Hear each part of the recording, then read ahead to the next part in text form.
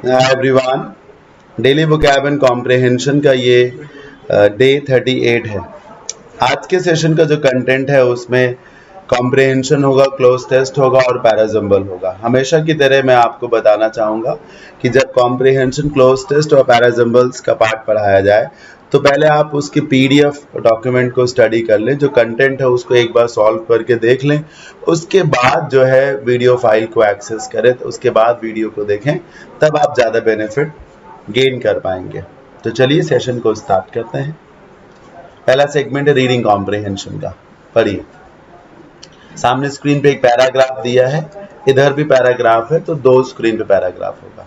A dog is very sensitive to atmosphere. एक dog जो होता है पर्यावरण को लेकर, आसपास के माहौल को लेकर बहुत सेंसिटिव होता है, मतलब हर चीज को वो नोटिस करता है, ऑब्जर्व करता है, आप ये कह सकते हैं। He knows when you have lost your temper. Temper का मतलब होता है कंट्रोल अपने आप से, या फिर आप इसे गुस्सा भी कह सकते हैं। लूज टेम्पर मतलब गुस्सा हो जाना। ऑलमोस्ट बिफोर यू डू, कहने का मतलब है कि एक डॉग इतना ज़्यादा सेंसिटिव होता है अपने आसपास की सराउंडिंग्स को लेकर कि वो आप गुस्सा होने वाले होंगे उससे पहले ही जान जाएगा कि आप गुस्सा होने जा रहे हैं। If you want to do anything with a dog, आप डॉग के साथ कुछ भी करें, नेवर लूज योर टेम्पर, तो कभी गुस्से में ना करें। इस बात का ध्यान रखें कि आपा ना खोएं। Whatever you do with it, हिम आया यहाँ पर डॉग के लिए, do calmly and under full control. जो कुछ भी आप उसके साथ करें, शांति से करें और पूरे नियंत्रण में हो करके करें। Specially when you correct him, खासतौर पे तब जब वो कोई गलती कर रहा हो और आप उसे करेक्ट कर रहे हो। Talking of his awareness of atmosphere, अगर बात करी जाए कि एटमॉस्फेयर को लेके उसमें क्या अवेयरनेस होती है। हिज अटर लॉयल्टी, अटर मतलब होता है शेयर या कंप्लीट, जिसको कह सकते हैं, जैसे आप 100% बोलते हैं दूसरे शब्दों में। Can lead to great jealousy, अगर वो एटमॉस्फेयर की जो उसको सेंसिटिविटी या अवेयरनेस, आप जो भी कहें उसकी बात करें, तो उसकी जो बहुत ज्यादा लॉयल्टी, डॉग बहुत ज्यादा लॉयल होता है, तो उसकी जो लॉयल्टी है ना, अत्यधिक लॉयल्टी जो है, वो कभी कभी ना जेलेसी में कन्वर्ट हो जाती है, ईर्ष्या में, जेलेसी में कन्वर्ट हो जाती है। कैसे और कब, इसके लिए एक स्टोरी शेयर की है राइटर ने। वो स्टोरी क्या पढ़ी है? व्हेन आई मैरिड, जब मेरी शादी हुई, my little dog Paragon,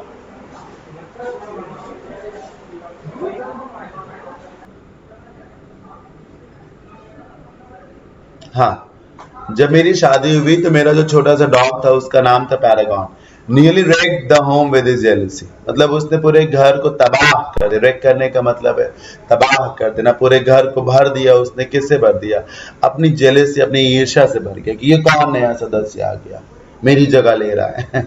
the bottom had fallen out of his life when an intruder came into the management of the house. उसको ये समझ में नहीं आया, उसका धैर्य टूट गया, सब्र टूट गया एक तरीके से। बॉटम हैड फॉलन आउट का मतलब यही है कि सब्र टूट गया, जब उसने देखा कि घर के पूरे मैनेजमेंट में एक बाहरी व्यक्ति ने कदम रख लिया। इंट्रूडर का मतलब घुसपैठिए से बोल सकते हैं, बाहरी व्यक्ति से बोल सकते हैं। And he would sit about with his back to us, और वो बैठा रहता था दिन भर, कैसे? हम लोगों की तरफ पीठ किए हुए, बैक हमारी तरफ कर देता था। His back a speaking picture of misery, उसकी पीठ को देख करके समझ में आ जाता था कि कितना ज्यादा वो दुखी है, परेशान है। लुकिंग ब्लाइंडली इनटू स्पेस, ऐसे ऊपर स्पेस में देखता रहता था कि कुछ दुनियादारी से उसको कोई मतलब ही नहीं, इतना वो उदास हो गया था। It was months before he would condescend to recognize my wife's existence. उसको महीनों लग गया तब जाकर के उसने कहीं मेरी पत्नी की एग्जिस्टेंस को माना, कंडेसेंड किया, मतलब एक्सेप्ट किया, एक तरीके से उसको समझा उसने, ये कहा जा सकता है। अब देखिए, more dangerous is the jealousy of a dog, is the jealousy more dangerous, अधिक डेंजरस क्या है? वो जेलेसी जो डॉग डेवलप कर सकता है टूवर्ड्स अ न्यू बेबी। घर में अगर नए बच्चे का जन्म हुआ हो तो उसके प्रति कुत्ता जो ईर्ष्या डेवलप कर सकते हो, बहुत ही ज्यादा खतरनाक है in the family. Another thing to remember that is that a dog is fond of company. ये भी ध्यान रखना होता है कि एक कुत्ता जो है कंपनी का बड़ा शौकीन होता है। कंपनी मतलब मतलब जिसमें तमाम लोग हों एक तरीके से, है ना, ग्रुप जिसको कह सकते, बहुत शौकीन होता है, specially of the company of his own kind, और उसमें भी खास तौर पे अपने ही प्रकार के लोगों की कंपनी, मतलब कुत्ता कुत्तों की कंपनी को बहुत पसंद करता है, ये कहने का मतलब है। इन अ वाइल्ड स्टेट होने का मतलब जब आप क्रेजी हो जाए, जब आप डिसिप्लिन ना हो कि आपको यही करना है, उछल कूद आप कर सकते हैं जब, सो in a wild state they habitually go about in groups। Generally क्या होता है जब कुत्ते बहुत क्रेजी होते हैं, बहुत फनी मौज मस्ती करते हैं, तो वो ग्रुप्स में रहते हैं, आइदर स्मॉल फैमिली ग्रुप्स, या तो छोटे छोटे ग्रुप्स बनाते हैं या फिर पैक्स बना लेते हैं। यहाँ याद कर लीजिएगा, कलेक्टिव नाउन से ये ग्रामर में क्वेश्चन आ सकता है, क्या कुत्तों का जो ग्रुप होता है उसको क्या कहते हैं, पैक बोलते हैं। कुत्ता हो गया, भेड़िया हो गया, सियार हो गया, इनका जो ग्रुप होता है उसे पैक ऑफ डॉग्स बोलते हैं, पैक ऑफ हाउंड्स बोलते हैं, पैक ऑफ फॉक्स बोल सकते हैं। कुत्ते का, शिकारी कुत्तों का जो झुंड है उसे पैक बोलते हैं। Dogs left lose in streets, कुत्तों को जब गलियों में छुट्टा छोड़ दिया जाता है, आजाद। और in pox will nearly always gravitate into gangs, generally ऐसे में वो गैंग बना लेते हैं, ग्रेविटेट करते, इकट्ठा हो जाते हैं। Following each other looking around, एक दूसरे के पीछे चलेंगे और इधर उधर देखते रहेंगे। So it is a good thing to let your dog have plenty of friends, इसीलिए अच्छा भी है कि अपने कुत्ते को तमाम दोस्त बनाने दीजिए। The lonely dog will often become a fighter, क्योंकि जो अकेला कुत्ता है, जो एकांत में रहता है, किसी से मिलता जुलता नहीं, वो फिर बहुत अग्रेसिव हो जाएगा, लड़ेगा, वो अपनी ही चेन को, अपने ही पट्टे को, स्ट्रैप को बाइट करेगा, भागना पसंद करेगा, ये लिखा हुआ। अब कुछ क्वेश्चन है, उन्हें पढ़ लेते हैं। पहला क्वेश्चन है, the word gravitate in the context means, gravitate का क्या मीनिंग मैंने बताया, इकट्ठा होना है, ग्रुप को फॉर्म करना। तो डिस्ट्रैक्ट नहीं होगा सर, अलग करना। डिस्ट्रैक्ट तो अट्रैक्ट का उल्टा है, दूर भगाना। डोमिनेट का मतलब होता है जब आप रूल कर रहे हैं, शासन कर रहे हो, आप डोमिनेट कर रहे हैं। एनॉय, गुस्सा दिलाना। गेट इनटू का मतलब होता है ग्रुप्स में फॉर्म करना, गेट इनटू ग्रुप्स ऐसे बोलते हैं, गेट इनटू हो जाएगा। क्या आंसर है सर, डी ऑप्शन। क्या आंसर है, D. A dog is fond of the company of, एक कुत्ता कंपनी का शौकीन होता है, किस प्रकार की कंपनी का, दूसरे कुत्तों की, इंसानों की कंपनी का। अर्चिन्स, अर्चिन्स बोलते हैं वो तो सड़क पे बच्चे टहलते रहते, उन्हें अर्चिन्स बोलते हैं।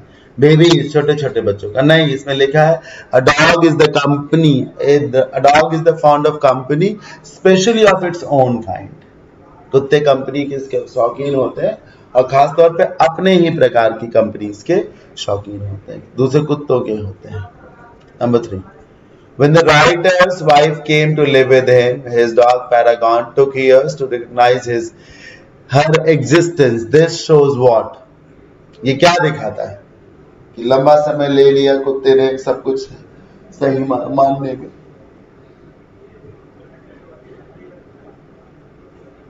What does it show, क्या दिखाता है ये बताइए। लॉयल्टी दिखाता है? नहीं सर, जेनरोसिटी, उदारता दिखाता है। उदारता तो इसको बोलते जब वो आती और फिर भी कुत्ता जो है ना कुछ ना बोलता, तो जेनरोसिटी। हेट्रेड मतलब होता है घृणा, नफरत, दुश्मनी। ये भी आंसर नहीं होगा सर, डी ऑप्शन हो गया, ईर्ष्या, एनवी जिसको। आया समझ में? हाँ, वो ऐसा नहीं कि वो नफरत करता है, वो उसके अंदर एक ईर्ष्या डेवलप हो जाती है। नफरत तो क्राइम की तरफ लेके जाएगी, और जो ईर्ष्या है वो अलग बात है। That a dog knows when you get angry is an example of, कुत्ता आपसे पहले जान जाता है कि आपका मन कैसा, मूड कैसा, या आप गुस्से में हैं क्या। ये दिखाता है क्या, उस कुत्ते की एटमॉस्फेयर के प्रति सेंसिटिविटी। क्या दिखाता है, उस कुत्ते की एटमॉस्फेयर के प्रति sensitivity. Love for the master नहीं सर, प्यार नहीं दिखाता है। ह्यूमिलिटी मतलब दया भाव, अपनापन, सहानुभूति, ये भी नहीं। लॉयल्टी टू द मास्टर नहीं, इससे वो मास्टर के प्रति लॉयल नहीं है, बल्कि आसपास के एनवायरनमेंट को लेकर बहुत ज्यादा सेंसिटिव है, जान जाता है कि क्या हो रहा है, लॉयल्टी नहीं। Number 5, the writer compares loose dogs to urchins because, क्यों? मूव इन स्ट्रीट्स और पार्क्स, ये भी कह सकते हैं। फ्रॉम नहीं, फॉर्म लिखा है।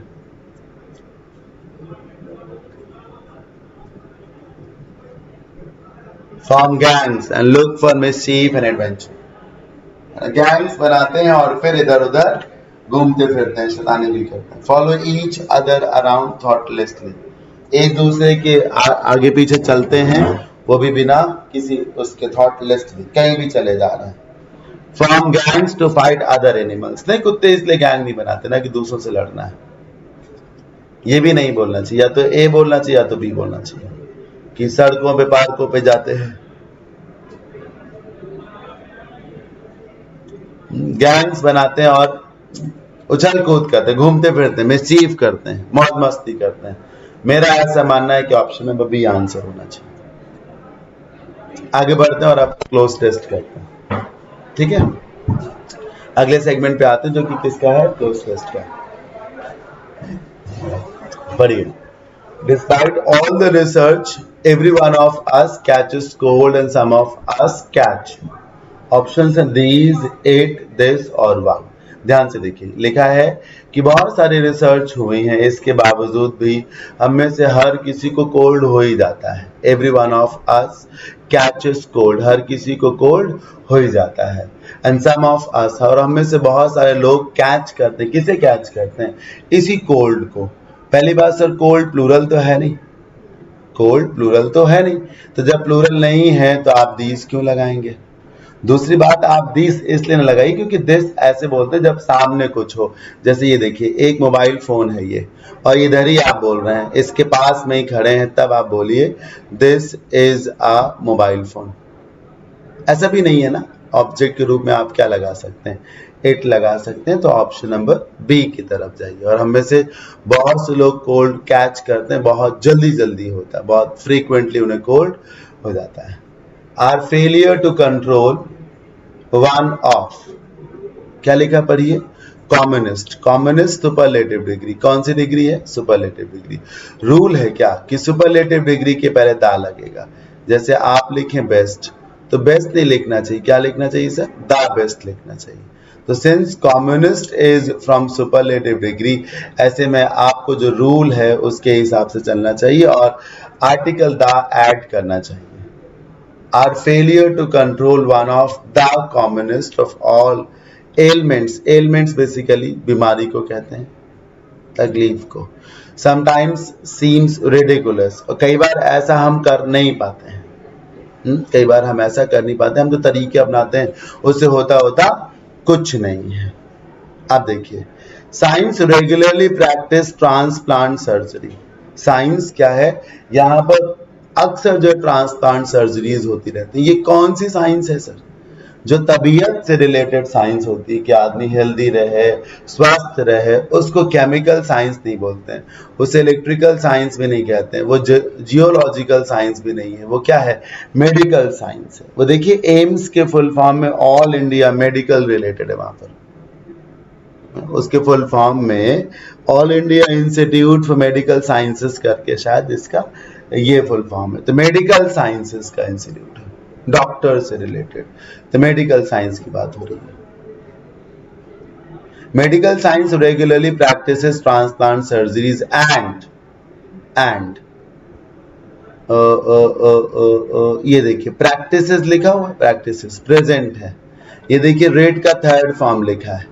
रेड मतलब छुटकारा पाना, एक फ्रेज भी तो होती ना, गेट रेड ऑफ, छुटकारा पाना। ये रेड का थर्ड फॉर्म है सर। थर्ड फॉर्म इसलिए कह रहा हूं,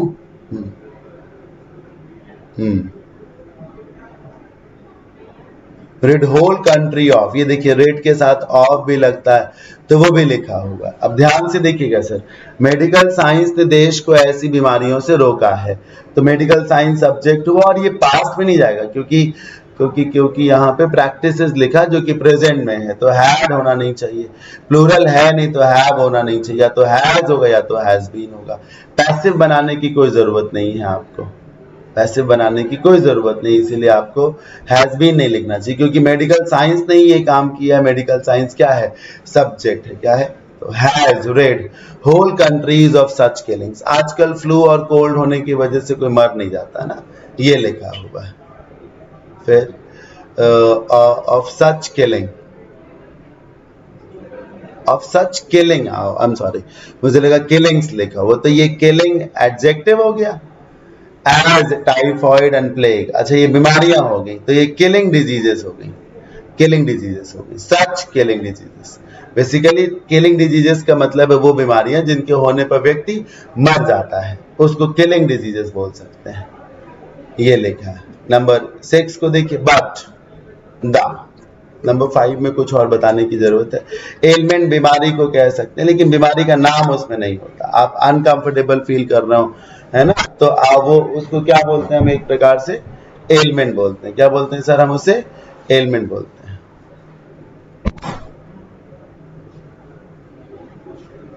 तो ट्रांसप्लांट सर्जरीज, हाँ, and rid whole the countries of such killing diseases, है ना, ऐसी बीमारियों से। हाँ देखिए, इलनेस मत करिएगा, किलिंग इलनेस नहीं होती सर, बीमारी है ना, बीमारियां जो मार देती। But of common cold is usually difficult, लेकिन जो जो जो प्रॉब्लम कॉमन कोल्ड की है वो बड़ी ही अजीब है। डिफिकल्टी है, मुसीबत, हिच, समस्या, या हिचकी से। सेटबैक का मतलब होता है झटका। सेटबैक का क्या मतलब होता है सर? झटका होता है सेटबैक का मतलब। तो is usually difficult, the problem of common cold is usually difficult and is yet to be done to solve it. ध्यान से देखिए, इज सिंगुलर है, सिंगुलर है तो आप मेनी और फ्यू ना लगाएं। मेनी प्लूरल है, फ्यू प्लूरल है, या तो लिटिल लगा लें या मच लगा लें।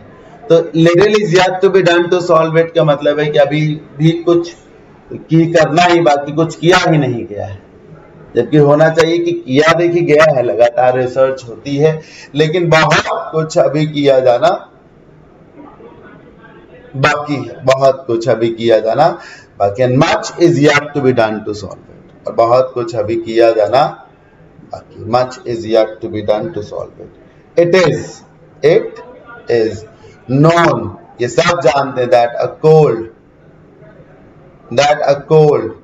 अब कोल्ड एक वचन है कि बहुवचन है? एक वचन है तो इज लगाओ, सिंपल सा लॉजिक है। A cold is caused by one of the number, ये नंबर ऑफ पढ़ा है कि नहीं पढ़ा? नंबर ऑफ, वही लिखिए, that a cold, it is known that a cold is caused by one of the number of viral infections, तमाम कारण हो सकते हैं, that affect the lining of the lining of the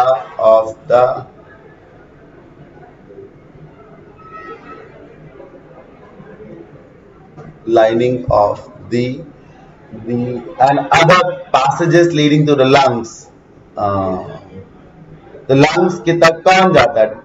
टंग कोई पासेस नहीं है सर, आंखें नहीं जाती हैं, कान नहीं जाते, कौन जाता है? नाक जाती है, नाक, ठीक। और टंग मतलब जीभ को बोलते हैं, तो जीभ तो कहीं नहीं पास करती ना, नोज में एक रास्ता, जीभ में कोई रास्ता नहीं। तो फिर क्या लिखा है? Number of viral infection that affect the lining of the, जो नाक की रेखा है, of the nose and the other passages leading to the lungs, but the confusing variety of viruses makes study and remedy very difficult। और इसकी वजह से जो study है, जो समझना है, और जो इलाज है, बीमारी और बीमारी का जो इलाज है, वो दोनों ही कठिन हो जाते हैं। ठीक है, वो दोनों ही कठिन हो जाते हैं।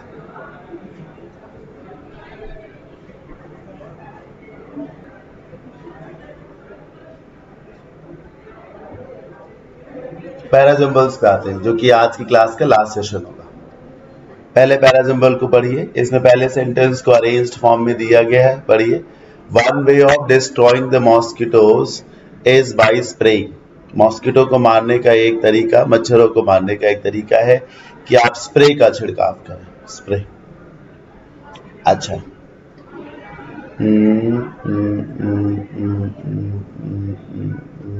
नहीं, क्यों लगेगा सर? शुरू में क्यों आएगा? क्यों आएगा? A powerful poison called DDT was developed that could be sprayed on ponds and stagnant water. जो तालाबों पर और जो जमा हुआ पानी हो वहां DDT का छिड़काव किया जा सकता था। एक पावरफुल पॉइजन को डेवलप किया गया था। क्यों से स्टार्ट करिए। DDT को स्प्रे किया जा सकता हाथ से या एरोप्लेन से उस एरियाज पर जहां पर छिड़काव की जरूरत है या फिर जहां पहुंचना थोड़ा सा मुश्किल है। क्यों से स्टार्ट करेंगे सर आप? क्योंकि आप पहले बताए तो DDT है क्या, उसके बाद DDT की बात करें। But the promise of DDT did not last long. For a time DDT worked wonders in reducing the number of mosquitoes. बढ़िया लिखा है। फिर एस लगाई, एस और आर का पेयर है। अच्छा हुआ एस और आर में ऐसे नहीं पूछा गया जैसे एस आर सही है, मान लो आर एस लिख दिया जाए तो गलत है, क्योंकि लिखा है कुछ समय तक DDT बहुत बढ़िया काम किया। वर्क वंडर्स का मतलब आग लगा दी, बहुत शानदार काम किया नंबर ऑफ मॉस्किटोज के कम करने में। बट लेकिन जो DDT का प्रॉमिस था लंबे समय तक नहीं चला। लास्ट लॉन्ग का मतलब है लंबे समय तक चलना। डिड नॉट लास्ट लॉन्ग का मतलब है लंबे समय तक ना चलना, लंबे समय तक नहीं चला। क्या अलग हो गया? इट बिकेम एविडेंट, पता चला कि जो मॉस्किटोज थे उन्होंने इम्यूनिटी डेवलप कर ली पॉइजन को लेकर। तब DDT उन पे असर ही नहीं कर रहा था। इम्यूनिटी मतलब प्रतिरक्षा, कि जिसका घेरा आपने बना लिया, अब कोई बीमारी आप पे असर ही नहीं करेगी। होता है ना सर। डॉक्टर्स ये भी बोलते हैं कि एंटीबायोटिक्स बहुत अधिक नहीं लेनी चाहिए, क्योंकि अगर आपने एंटीबायोटिक्स बहुत अधिक ली तो फिर वो एंटीबायोटिक्स काम नहीं करेंगे आप पे, फिर चेंज करना पड़ जाता है।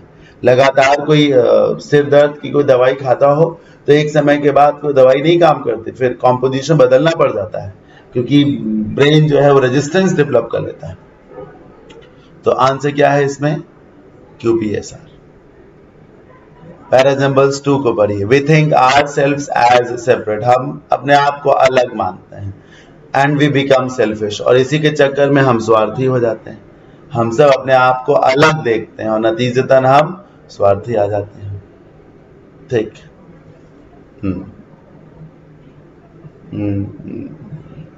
आर से शुरू करें या क्यू से शुरू करें, ऐसा कर सकते हैं।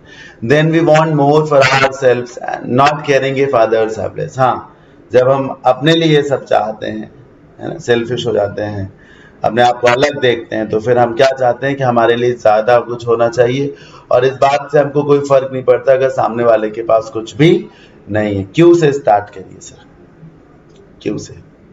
आर और पी पढ़ लीजिए। The truth shell make us free, कौन सा ट्रूथ है, इसकी तो कोई बात ही नहीं है। आर पढ़ी, all quarrels fights and unhappiness come from this. हाँ, ये हो सकता है। फिर हम अपने लिए सब कुछ चाहते हैं और दूसरे के पास ना हो तब भी कोई बात नहीं, हड़पते हैं। जब आप दूसरे का हिस्सा हड़पेंगे तभी तो लड़ाइयां होंगी, है ना। तो क्यू और आर का पेयर है। और ये लड़ाइयां दे विल एंड, ये एंड हो जाएंगी। क्या एंड हो जाएंगी? क्वारल्स फाइट्स अनहैप्पीनेस, ये सब प्लूरल है ना, तो ये एंड हो जाएंगे। आर के बाद एस लगाइए। Only when our mind see the truth, see this truth clearly.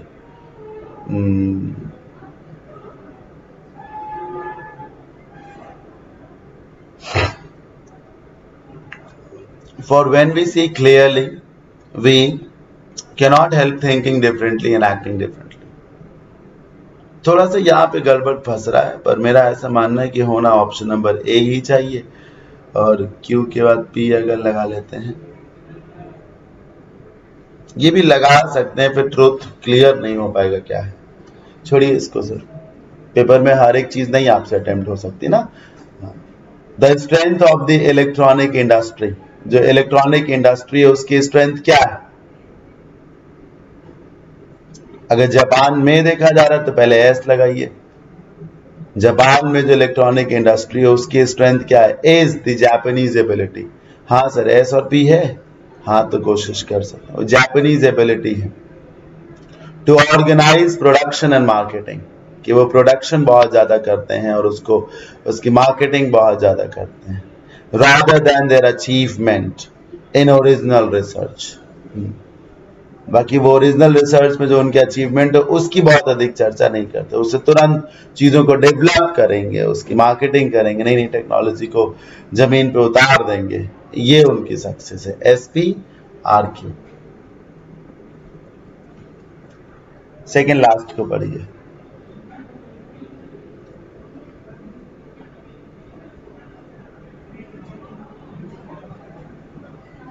Ads is a serious disease. AIDS एक बहुत ही गंभीर बीमारी है।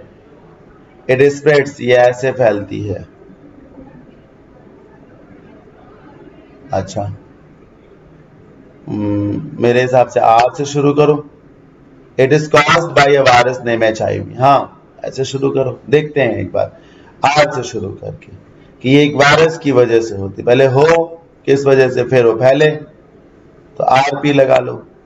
ये देखिए 3 ऑप्शन आर से शुरू भी हैं, है ना। आर से शुरू करिए, फिर आर के बाद 2 में P लगाया, RP लगाओ।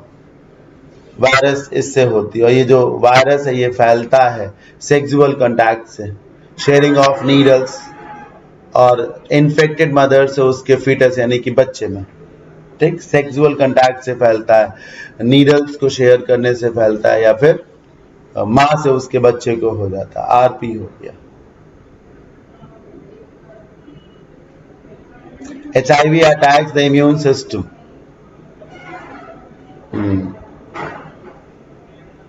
सर आप पहले HIV की ही बात कर लें, फिर S लगाएं, फिर बोलें कि HIV इन्फेक्शन से एड्स हो जाता है।